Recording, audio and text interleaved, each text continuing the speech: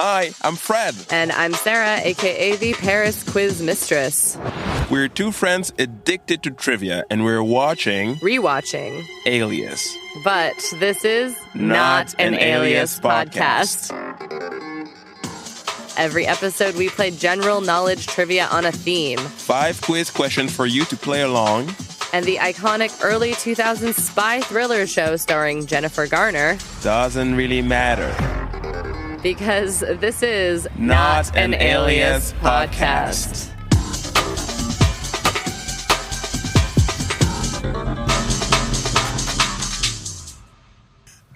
Welcome back, everybody, to Not an Alias podcast. Hello, Sarah. Hello, Fred. Are you ready for this double trouble? Ready as I'll ever be. All right, so to begin with, we're going to start with part 1 of the double episode, The Box, because this is a double episode, everybody. Double up. Are you ready to tell us what happens in The Box part 1? Yeah. 3, 2, 1, go. So Sydney is like to Vaughn, like, I'm sorry my mom killed your dad and everything. And then she's like, I think I'm going to like quit, but I'm not going to go into hiding. And I don't think that Sloan will kill me. Let's see how that goes. So she goes into SD6, but oh my gosh, Quentin Tarantino and a bunch of people in a video game have taken over SD6 and held everyone hostage, and they're trying to get into the vault. And then there's some great sliding through lasers stuff. There's a lot of lasers, like dodging lasers. And Quentin Tarantino is working for someone called The Man, but who could The Man be? And then Sydney, so they're going to try to open the vault, but then the building is in lockdown, so that the vault opens, the whole building will explode. There's a bunch of C4 hidden in the sub-basements. And so before they get the vault open, Sydney has to scramble the code. So she scrambles the code. Yeah, excellent. I love it. So many things happen in The Box, but we won't talk about them, obviously. But still, since you watched that episode, what do you think your quiz will be about?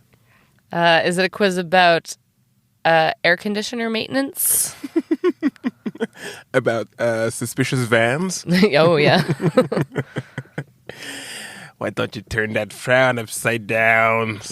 Stop that, sir. No? Stop that. I mean, he was going to kill her. What is worse, street harassment or murder? Who's to say? Who's to say? I mean, one is quicker and final. Which one? I guess we'll never know. No, my quiz is based on an element that is conspicuous in the episode when Jack and Sydney reunite to save SD6. Do you remember what Jack does in that basement space, I guess? He cuts open a bunch of wires and labels them and then with masking tape. Yes, indeed. So there were so many shots of Jack's toying with cables that I wrote a quiz about cables. No, you did not. Because there were so many cables. Oh my God. I couldn't help but see all the cables. Are you ready? I have no... Okay. A cable-inspired quiz. Cable-inspired quiz. Yes. Question 1. The Netflix show Cable Girls that ran from 2017 to 2020 follows the lives of 4 women working in the 1920s as switchboard operators in which city? The main characters live on the Plaza del Alamillo, not far from the Plaza Mayor and the Palacio Real. I like this show so much that I got through 2 whole episodes. Las Chicas del Cable Indeed. happens in Madrid. Nice, very nice. I got through 4 episodes. Yeah, I've moved on to House of Flowers, which is Mexicaner. More Mexican. I feel you. Question 2. Laughing at how thin the connection to the theme is. The song Tightrope featured on the 2010 album The Arcandroid, is the first single in the discography of which musician and actress? Her subsequent albums, The Electric Lady and Dirty Computer, feature songs such as Pink and Prime Time. I'm not familiar with this artist's whole discography, but Dirty Computer was an amazing album by Janelle Monáe. Yeah, indeed. Did you bounce to Pink a lot? Yeah, that whole album.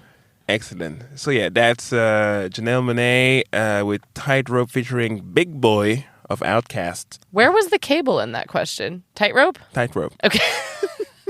Tenuous. Well, indeed. Indeed. Go on. Question 3. Who is the director of the 1996 movie The Cable Guy, starring Jim Carrey?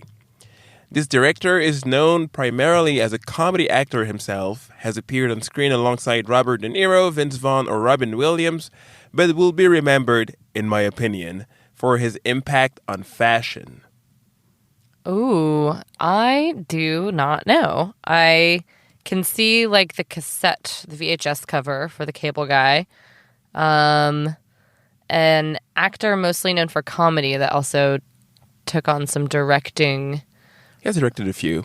And mostly known for fashion. Can I have another hint, maybe? Yeah. I mean, the fashion thing is also about a movie that he starred in and directed. It's not actually about fashion. It's about, like, fashion wink wink. Oh, could this potentially be Ben Stiller? Ding, ding, ding. Yeah. Because of? Zoolander. Zoolander. Yep. Exactly. Fashion. I mean, just the culture. Question 4. A famous cable bridge in the Dutch city of Rotterdam is named after which philosopher and theologian whose name is associated today with student life and European cooperation? Well, this would have to be, judging by the hints at the end there, would have to be Erasmus. Indeed. Mr. Erasmus, which was a Dutch guy from Rotterdam, and the bridge in question is the Erasmusbrug. There I go again with the Dutch G's, who was very famous in his time, wrote a lot about how the church should do this thing. Catholic guy, we don't care about that. But he allowed, through the Erasmus grants, millions to travel and go spend a year of quote-unquote studying abroad. Yeah, and we have Auberge Espagnole because of that. Exactly. So, good for him. Yeah. Thank you, Erasmus. Thank you. For making sure that nobody in my classes when I was studying abroad actually did any work. I'm sure that's what God intended. It's fine, but I was just like, y'all slacking. Erasmus slacking. Erasmus be slacking. Damn Dutch man. You know. Question 5 is sort of a speed round. All right. That is called Does It Rhyme with Cable? Okay. So I'm going to give you a hint. And you're going to have to tell me if the answer to that hint rhymes with cable or not. Okay. Are you ready? Sure. It's going to go quick. Okay. Let's go. The house of a horse. Stable, yes. The type of story for which Jean de La Fontaine is renowned. Fable, yes. The lead singer of the group that sang Lady Marmalade. LaBelle, no. The actor who says the line, frankly, my dear, I don't give a damn, in Gone with the Wind. I don't know. No? Clark Gable. Yes. Ah, yes. A former French rugby player known for his caveman look. First name, Sébastien. No. That's Chabal. Sébastien Chabal. No. An American astronomer after whom a space telescope launched in 1990 is named. Hubble, no. Edwin Hubble. No. Adam and Eve's first son. Cain? No. A gynecologist who gave his name to a type of exercises targeting the pelvic floor. Kegel, no. The name for the color black in heraldry. Heraldry? I have no idea. No. The coat of arms. And yes, it's sable. Oh, okay. And finally, the generic name for tones of high pitch as opposed to bass. Treble, no. Hey, excellent, excellent. You got 8 out of 10. Thank you. And you didn't step on my tricky Adam and Eve son thing. That was very tricky. I know. It was a coin flip. It wasn't Abel. It was Cain. There you go. Excellent, excellent work. Well, we are in the middle of the box. And we're going to have some more trivia coming at you, written by me, Sarah, the quiz mistress, very soon. But Fred, could you please give us a 60-second summary of the box, part 2? Part 2. So, Dad goes in the vents to get caught in lieu of Sydney so she can keep working. He leaves her some notes on how to deactivate the C4 packages that are in the buildings that are going to explode. In the meanwhile, Sloan keeps getting tortured by the thing in the box. Dixon is like, I'm going to DM the CIA. That is like, don't do that. And the CIA receives the email, and Von is like, we should do something. And then he goes rogue, and he goes to SD6 just alone, and then he shoots a guy. He shoots like a street harassment guy, and then calls for reinforcements. And then he bumps into Sydney, and then neutralizes the C4. Also, for a second, Will's on the boat, and he gets an autopsy report that he gives to the daughter so she can like go help her dad or something. Then Vaughn and Sydney, they split, and they keep Sydney keeps beating up people. Then she surrenders, and Tarantino is like, I'm so mad. And then he gets the code, and he's like, okay, fine, I'm gonna get out. Then people get free, and then there's an explosion, and then he gets a finger, and then oh god, Tarantino is caught by the CIA. Yeah, it was a little bit more than 60 seconds. I think you exploded us. Oh no. It's all right, because this is famously not an Alias podcast. The relief. Your quiz, Fred. Mm-hmm. Do you know what this quiz is about? Is it boxes? No. Is it dad and daughter working together? Who? Yes. Oh, is it Quentin Tarantino? Correct. Oh. So here's your Tarantino quiz. All right. You ready for it? Mm-hmm. Number 1. The group of assassins in the Kill Bill movies are all named for which type of animal? Is it snakes? Yes. Snakes. Yeah. Black mamba. There you go. Deadly viper, etc., etc. Mm-hmm. It took a second to come back. I was like, something snake? Okay, yep. Good. Number 2. In Inglourious Bastards, what was the tell that gave British Lieutenant Archie Hickox away as not a German as he claimed in the pub scene? That is such a nice movie. He's in the pub, and he's played by Michael Fassbender, who speaks German, so, perfect to play a British spy. And then he orders drinks, and he does 3 with his fingers the wrong way. He signals 3 the wrong way. Yeah, how does he signal it? I think he signals it like with the last 3 digits, including like the small one. So I'll give it to you. Yeah. It's he asks for 3 glasses with his index, middle, and ring fingers. Oh, okay. Like a Girl Scout. The German is like with the thumb. With the thumb, index, and middle fingers. Yeah, and then 3. Wow, nice. Yep. I think of that all the time. Every time you order 3 drinks, which is all the time. Well, I think I've converted. I've converted to a continental. Oh, okay. With the thumb? Yeah, I'm a thumb counter. Actually, I'm like the okay sign. The okay sign is the 3 for you? Yeah, that's my 3. Okay. Where's that from? Is that Cameroonian? I guess Cameroonian. Yeah, but like 3 for me is like this. Okay. Uh-huh. Interesting. I would say it's Cameroonian, yeah. Cool. Mm-hmm. Number 3.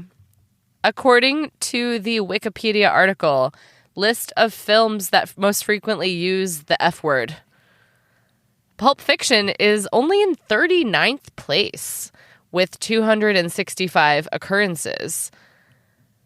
Which film, not a Tarantino film, that came out in 2013 is ranked number 3 with 569 occurrences of the F word? In 2013, you said? Yeah. Very sweary movie. Not Tarantino. Is it The Wolf of Wall Street? Correct. So it's technically, I think it's really number 1 because the number 1 and 2 slots are like documentaries about the F word, it seems. Yeah. It's kind of Cheating. Yeah. So the sweariest movie that's not about swears. Yeah, it's a good movie. Very sweary indeed. Very sweary indeed. But I think Pulp Fiction was like the sweariest when it came out. People were like, God damn it, sir. We get it. Gratuitous. Next, question 4. Before attaining his status as an established auteur, Tarantino wrote the screenplay for which 1993 film starring Christian Slater and Patricia Arquette as newlyweds on the run from the mafia after stealing a shipment of drugs. Ooh, that's one I never watched, actually. Did you watch it? I've seen it, yeah. Is it good? I don't remember. I guess that means no. But I believe that movie is True Romance. Correct. Original screenplay? Yeah, I believe. Okay. Yeah. I thought it was like a French thing, but I must be confusing. Oh, maybe not. I don't know. I don't know either. Trivia, just throwing things in the air. Just, you can check. You can fact check that. You check it at home. You check it. We're busy. Last question, number 5. Name the stand-up comedian who briefly dated Tarantino in 1995 and landed a cameo in Pulp Fiction. Known for lambasting celebrities in her act, she said of the brief affair, "I did not have sex with him because he wanted to cuddle." I believe 95. What a time. I'm gonna guess because of the time and okay, I have 2 guesses, but I'm gonna go with my original instinct and say Janine Garofalo. No, incorrect. Known for a lambasting. She only makes fun of celebrities, pretty much. Chelsea Handler. No, this is like my favorite stand-up. Kathy Griffin. Correct. Oh, I don't know. I just don't see. I mean, I guess it doesn't make sense to see people together, but I mean, they're both kind of odd-looking. That is true. Yeah, Kathy Griffin. Yeah. Okay, she was in the scene when the guy gets hit by a car in Pulp Fiction. Yeah, I missed that completely. Yeah, she has like 2 lines. Anyways, still more things to dig from those movies, I guess. Yeah, she also said, he was so in love with me that I knew if we had sex once, he would fall too deeply in love with me. Also, I needed to like tighten that question a lot because Tarantino also dated Margaret Cho in 1995. You know, I did. She was one of the people I had in mind too, of like Margaret Cho, maybe. I love me some Margaret Cho. But I know her stand up more, and I know she doesn't. It's not celebrity. No. Yeah. Okay. Kathy Griffin. That was your Tarantino quiz. All right, that's a huge chunk of trivia that has come to its end, though. Yes. So thank you, quizzers. We will see you next time. Hope you enjoyed it. Yes. So now, shall we move on to Alias portion of the podcast that is kind of secretly about Alias? The box. So many things in the box. Mostly needles, though. Mostly needles. Okay, so my first reaction, I just saw the thumbnail on Disney Plus, and I was like, Quentin Tarantino? Hello, you. What are you doing here? He's here to have zingers and monologues for a whole long-ass amount of time. Yep. Yeah. Quippy. Quip. So many quips. And a bit of kickboxing, too. Which was decent. Yeah. You kickboxers need to learn how to throw a punch. Sure. His whole crew. So I said this at the beginning, but his whole crew, everyone looked like avatars in a video game. It's so true. Frosted Tips. Yeah, I was like, especially Frosted Tips. Also MI6, like. yeah. SIS British girl that he just randomly kills. And it's like, baby. I'm like, oh, the kissing. When they kiss, I'm like, don't do that. Deep cover. Oh, yeah. We get it. That was a good suspense, though, was if she was really telling the truth or not. Yeah. It was good. And when the guy like shoots his own guy, it was like in the closet. I was thinking, did she know he had a heartbeat detector? Because I mean, it's a great trick, but was it heartbeat or was it heat? I think it was heartbeat because they used it the first time to like shoot the guy before like the laser room. The laser corridor that they cross, really like quick before the laser comes back, and then Drag comes and just like deactivates him. And it's like one of the perks of having a high level clearance. I'm like, Daddy. Thank you, exposition. Yes, I love it. Yeah. Can we talk about the dad-daughter partnership in this episode that I love so much? Yeah, we're getting we get 2 episodes in a row where we have Jack, Sydney missions pretty much. Yeah, and they're great. Like. I loved it. There was a moment that I loved where she goes into the vent and Jack just like puts his hand on the vent like caressing the vent with like her, and I'm like, oh Jack. Yeah. It's like, be okay, my daughter. I'm like, oh, my heart. I love it so much. Yeah. It was also kind of a Sydney Vaughn mission. Oh yeah. Which was okay. It was fine. I just like how, where's the C4? Like, draw a map, rip it in half. And then he's like, I don't know where the other one is. She has the map.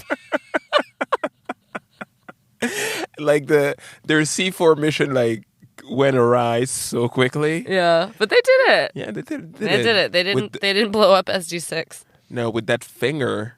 Ooh. Yeah, that's one that sticks with you. That was grim. Take my fingerprint, Jack. But that caused one of the best quips when Marshall says, Sloan gave me the finger. Yes, Marshall. I was like, yeah. Good one. Yeah, you got it. What has happened? So many things happened in this episode. We had the first occurrence of Vaughn. I feel like he says this all the time, or maybe he just acts like it, but he literally said the line, "Screw protocol." Oh yeah, they introduce man that we're supposed to dislike. Yeah, it was Ginger Weasel. Ginger Weasel. Why'd you talk to the therapist? Why'd you stop babbling about me? It's like, you're out of control. You're offering her gifts and you're not being professional. It's like, I'm gonna slam you on the wall for that. And it's like, I'm totally reasonable and you're crazy, Vaughn. Yeah, maybe don't assault people in the middle of the CIA office, Vaughn. Yeah, exactly. But yeah, Vaughn is out of control. I mean, my opinions about Vaughn are known on this program, but it was tolerable this time around. He was competent enough in his role. I mean, he just wandered into the SD6 parking garage. I was like, can everybody just like get in there? Just hanging out. Yeah, it's like, oh, the bank closed early. Someone said the bank closed early. I have a friend who's a cop who told me. I'm like, first of all, I have a friend who's a cop. Problem, but I mean, he is a cop. I mean, yeah. I mean, they're all cops. They're all cops, government agents. But yeah, people just waltz in there with the card. I'm like, okay, sure, why not? Yeah. I like when Tarantino is like, "Hello, dear person who keeps beating up my men," and he's like, "Oh, I thought you would be like an ugly guy or something." Yeah. And it's like, I tried to kiss you 5 years ago, and then I spit in this drink. Like, you? Oh, I spit in the champagne. He said, I backwatched big time. Big time, pigtails. Big time. Yeah. Tarantino being Tarantino is fine with me. He was let loose on this episode. Yeah. Oh, will updates? Oh, there's the daughter of the guy who was like, meet me and I'll go into hiding so that nobody can touch me, so that my dad can like avenge himself and my mom. Yeah. Will gets a bit scared. I mean, we get a bit of when Sydney's sad, there's a bit of like Will hugging happening. Oh, yeah, spooning. Some spooning. Will spooning. Will spooning. I like that. But then he gets very scared, and also it tries to involve Francie again. Like, Will, shut that trap. Stop drinking and talking to Francie. We want her safe, my God. Yeah. And it was a very, very... How's that face? Sorry. Don't face spoil things to me. My face spoiled. Just because there's no cameras here to see what you're doing with your face. I'm sorry. Everybody, I'm sorry I face spoiled, Fred. Well, no one is safe in this TV show anyway. Yeah. Who's the man? I mean, in this episode, it's Tarantino, obviously. No, but he's working for the man. Yeah, he's working for the man. Who do you think the man is? Rambaldi. Interesting. Well, what's his name? Donato, the clockmaker, is alive, so Rambaldi being alive is completely plausible. First double up. First double up. Yep. That's pretty fun. One for the books. Good. Well, see you on the next one. Thanks for listening to Not an Alias podcast, produced by Celia Brondeau with original music by Mad98. If you love what we do, leave us a tip. The link to the tip jar is in the description. And you can follow all things trivia at Paris Quiz Mistress. And all things Fred at Fred Me Up. Until next time. Stay nerdy and keep quizzing.